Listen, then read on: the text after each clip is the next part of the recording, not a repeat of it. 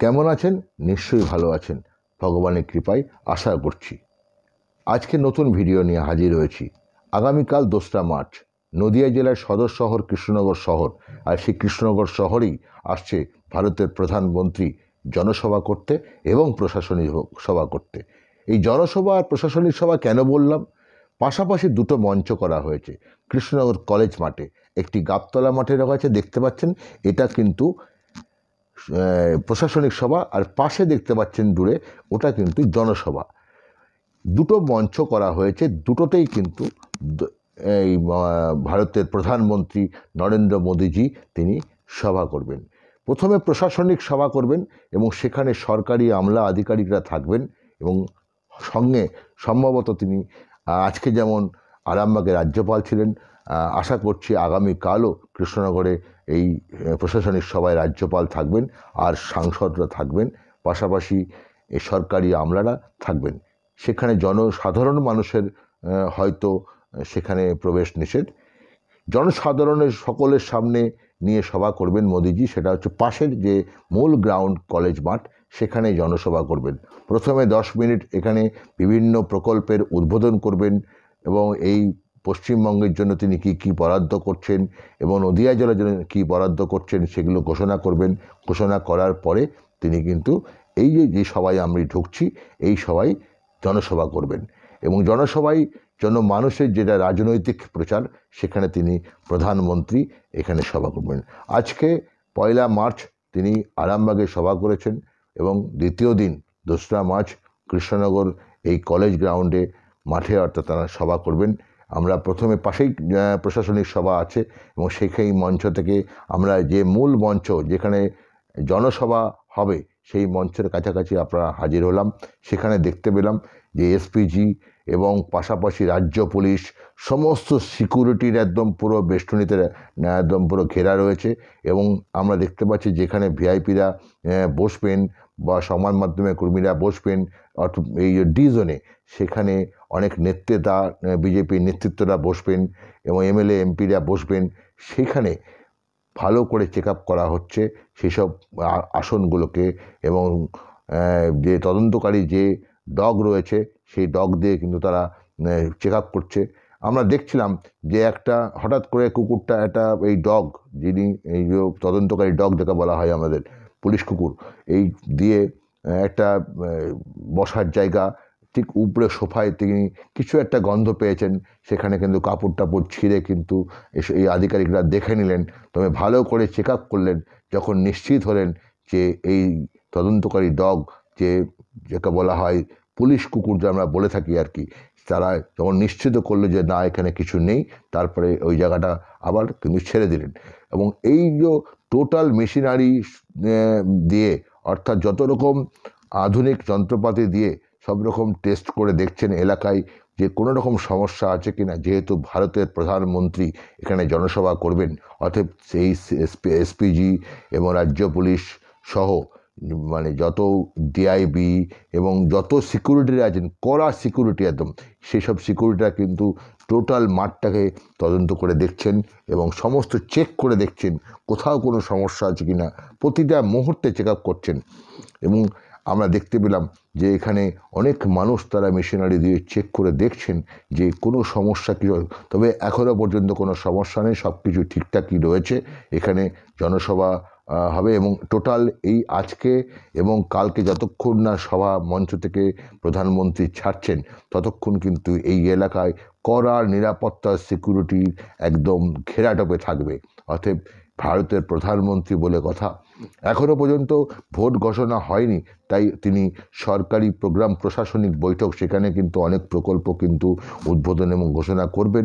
পাশাপাশি তিনি সভা মঞ্চও এই বাংলার উদ্দেশ্যে, নদিয়া জেলার উদ্দেশ্যে তিনি অনেক কিছু বার্তা দেবেন, সেই বার্তা অনেকে শুনবেন এবং সেই বার্তা চেষ্টা করব আমাদের এই ভিডিওতে কিছু মূল বক্তব্য আপনাদের আগামীকাল বিকালে দেওয়ার। এবং দেখুন এখানে যারা লাইভ স্ট্রিমিং যেগুলো হবে সেসব ক্যামেরাগুলো রয়েছে এবং সেই ক্যামেরাগুলো ইতিমধ্যে বসে গেছে আগের দিনই। ক্যামেরাগুলো কিন্তু এইসব সিকিউরিটি যারা তারা মেশিনারি দিয়ে চেক আপ করে নিচ্ছেন যে মেশিনারিগুলো সব ঠিকঠাক কিনা এবং ক্যামেরাগুলো ঠিক চলছে কিনা এবং এই ক্যামেরা কোনো রকম কোনো বিপজ্জনক কিনা সেসব কিন্তু সমস্ত এইসব যারা সিকিউরিটি আছেন তারা কিন্তু চেক করে দেখে নিচ্ছেন, এবং যারা ক্যামেরা যারা অপারেটর তারা কিন্তু চালাতে বলছেন তাদেরকে সুইচ অফ অন করে দেখে নিচ্ছেন, এবং টোটাল মাঠটাকে একদম কড়া নিরাপত্তায় রাখা রয়েছে। এবং সেখানে শুধুমাত্র এসপিজি নয়, এবং রাজ্য পুলিশ, রাজ্যের নিরাপত্তা কর্মীরাও তারা কিন্তু এই যে প্রধানমন্ত্রী নরেন্দ্র মোদীজির সভার যে মঞ্চ সেটা কিন্তু সম্পূর্ণভাবে চেক করে নিচ্ছে, এবং তাদের সমস্তটাই দায়িত্ব পড়ে যায় যে যেহেতু ভারতের প্রধানমন্ত্রী তিনি এই সভা করবেন এই মাঠে, এবং আশা করছে যে এবার এখানে কিন্তু প্রচুর মানুষের ভিড় হবে অন্ততপক্ষে এইবার 2024 সালে। এবং এখানে ইতিমধ্যে শহরকে পুরো চারিদিকে রাস্তা ব্লক করতে আরম্ভ করা হয়েছে আজকে থেকেই, এবং গতকাল থেকেও দেখেছি যে অনেক জায়গাতে যানজট হয়ে যাচ্ছিল, কারণ প্রচুর এখানে মানুষজন আসছিলেন, পুলিশ আধিকারিকরা মিটিং করছেন, যাওয়া আসা করছেন, নেতা নেত্রীরা যাওয়া আসা করছেন, সবাই কিন্তু একটা গাড়ি ঘোড়া একটা যাওয়া আসা হচ্ছিলো, সেখানে কিন্তু অনেক যানজট হচ্ছিল, সেখানে নিয়ন্ত্রণ নিয়ে এসছে কৃষ্ণনগর শহরে গতকাল থেকে দেখতে পাচ্ছিলাম। তবে আজকে কিন্তু সেটা আরও বেশি, এবং আগামীকাল সকাল থেকেই এই কৃষ্ণনগর শহরের যে রাজপথ, অর্থাৎ যদি বলা যায় সদর হসপিটালের মোড় থেকে আপ টু কালেক্টরি মোড় হয়ে পিডাব্লিউডির মোড়, এই যে এলাকাটা, এই এলাকাটা কিন্তু একদম নো এন্ট্রি জোন করা থাকবে। অর্থাৎ কারণ কালকে শিডিউল সরকারি টাইম অনুযায়ী যে টাইম আছে যে 9:30 থেকে 10:30টার ভেতরেই এই কৃষ্ণনগর এই যে কলেজ মাঠের পাশেই একটু আগিয়ে গিয়ে স্টেডিয়াম রয়েছে, সেই স্টেডিয়ামেই চপারে করে নামবেন প্রধানমন্ত্রী নরেন্দ্র মোদীজি। প্রথমেই তিনি প্রশাসনিক সভা করবেন, তারপরে তিনি জনসভা করবেন, এবং জনসভা করে তিনি কিন্তু আবার ফিরে যাবেন দিল্লির উদ্দেশ্যে এখান থেকেই। এরকম করে যে প্রতিটা ব্যবস্থাপনা করে রাখা হয়েছে, আশা করবে যে নদিয়া জেলার মানুষ এবং যারা বিজেপি সমর্থক হোক বা সাধারণ মানুষই হোক, তারা মনে করছেন যে হয়তো একটা ভালো বার্তা আমাদের নরেন্দ্র মোদী প্রধানমন্ত্রী আমাদেরকে দিয়ে যাবে এই জনসভা থেকে।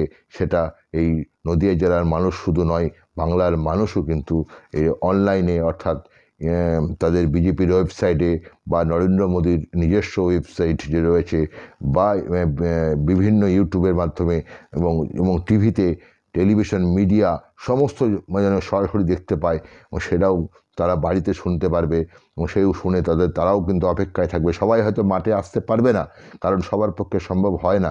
অনেকেই তো এখানে যে জায়গাটা, এখানে হয়তো 1 থেকে 2 লাখ লোক হয়তো সম্ভবত, আমার মনে হয় এটা তার থেকেও বেশি কমও হতে পারে, হয়তো 1,00,000-2 লোক এখানে ধরানো যেতে পারে মাঠে, তার বেশি ধরবে না হয়তো। কিন্তু যেহেতু বাঁশের প্রচণ্ডভাবে চারিদিকে এত ব্যারিকেড এবং চেয়ার টেবিল করা আছে, সেখানে যে 2 লাখ আমরা বলছি, কিন্তু সেটা কতটা লোক ধরানো যাবে সেটাও কিন্তু বিষয়। অনেক লোক ঢুকতেও হয়তো পারবে না, বাইরে থেকেই হয়তো দেখতে হবে। অনেক জায়গায় বড় বড় জায়ান্ট স্ক্রিন বসানো হবে, সেখানে নরেন্দ্র মোদীর বক্তব্য হয়তো যারা সভাস্থলের কাছাকাছি পৌঁছতে পারবে না, তারা কিন্তু এই প্রধানমন্ত্রীর যে বক্তব্য তারা এই এলইডি স্ক্রিনেও দেখতে পারবে। এবং টোটাল মাঠটাকে কিন্তু সিসি ক্যামেরায় ভরে দেওয়া হয়েছে, একদম প্রচুর সিসি ক্যামেরা রয়েছে, যে সিসি ক্যামেরার মাধ্যমে টোটাল মাঠটাকে কিন্তু মনিটরিং করবে এই সব স্পেশাল সিকিউরিটিরা। কারণ এই মাঠের দায়িত্ব যাদের রয়েছে, তারা সবসময় তারা চেষ্টা করবে যেন সুন্দরভাবে, সুষ্ঠুভাবে এই মোদিজির সভা শেষ হয়, এবং তিনি মোদিজি এই সভাস্থল থেকে তিনি আবার দিল্লির উদ্দেশ্যে চলে যেতে পারেন। আপনারা সকলেই কালকে আমার চ্যানেলেও দেখতে পারবেন, এবং পাশাপাশি অন্যান্য অনেক মিডিয়ার মাধ্যমে, অনেক চ্যানেলের মাধ্যমে দেখতে পারবেন এই প্রধানমন্ত্রী নরেন্দ্র মোদীজির যে ভাষণ, তার যে বক্তব্য, সেই বক্তব্য শোনার আগ্রহে থাকবেন। সঙ্গে রাজ্য নেতৃত্ব, কেন্দ্রীয় নেতৃত্ব অনেকেই থাকবেন সঙ্গে। সেখানে এরকম প্রচুর চেয়ার বসানো আছে, হয়তো আগের দিনের ছবি, ওই জন্য একটা গোমাতাকে পাশ দিয়ে চলে যেতে দেখলাম, হয়তো কালকে সেই সবগুলো থাকবে না। কালকে এখানে মানুষ একদম পুরো জনসমাগম হয়ে থাকবে। আমরা অপেক্ষায় থাকব, এবং আমি হয়তো থাকবো, আমি ডিজনেই থাকবো। অবশ্যই চেষ্টা করব আপনাদেরকে যে সঙ্গে সঙ্গে হয়তো লাইভ আমি করব না, কারণ যেহেতু আমি একটা মিডিয়ার সাথে যুক্ত আছি, সেখানে খবর পাঠাতে হবে, সেখানে যদিও এখান থেকে ফিড যাবে আমার অফিসে, এবং সেখান থেকে আমাদেরকে কিছু বক্তব্য হয়তো সন্ধ্যাবেলায় আমাদের ইউটিউব চ্যানেলে আমি দেবো আপনাদেরকে, সেখান থেকে শুনতে পারবেন, অনেক কিছু জানতে পারবেন। তাহলে বন্ধুরা, কেমন লাগলো ভিডিওটা অবশ্যই বলবেন। আপনাদেরকে সব ধরনের ভিডিও আমি এই চ্যানেলে দিয়ে থাকি, যেমন মুখ্যমন্ত্রী মমতা বন্দ্যোপাধ্যায়েরও অনেক প্রোগ্রাম দেখাই, এবং নরেন্দ্র মোদীর যে প্রোগ্রামও দেখাবো। এবং গতকাল রাজ্যপালের অনুষ্ঠান দেখিয়েছি, মায়াপুরে এসেছিলেন। তবে এখানে অনেক মানুষই এখনও আজকে বিজেপি নেতৃত্বরা এই মাঠে উপস্থিত হয়ে তারা দেখছেন। পাশাপাশি দেখছি যে এখানে অনেকেই যারা নদিয়া জেলার নেতৃত্ব, তারা এখানে বসে একটা ঘরোয়া একটা আলোচনা করে নিচ্ছেন যে তারা কালকের যে কীভাবে মানুষজনকে আসবে, কীভাবে মানুষজনকে এখানে বসাবে, তার একটা আলোচনা সেরে নিচ্ছেন। হ্যাঁ, সেই ব্যবস্থাটা করে রাখছেন। এখানে আই কার্ডগুলো সব রাখা ব্যবস্থা তৈরি হচ্ছে, মানে চরম ব্যবস্থাপনায় চলছে। তাহলে সবাই ভালো থাকবেন। অবশ্যই ভিডিওটা যদি আপনাদের পছন্দ হয়, অবশ্যই একটা লাইক কমেন্ট করবেন, আর পরিচিতদেরকে শেয়ার করবেন, আর নতুন সদস্য হলে সাবস্ক্রাইব করবেন। থ্যাংক ইউ, ধন্যবাদ, ভালো থাকবেন।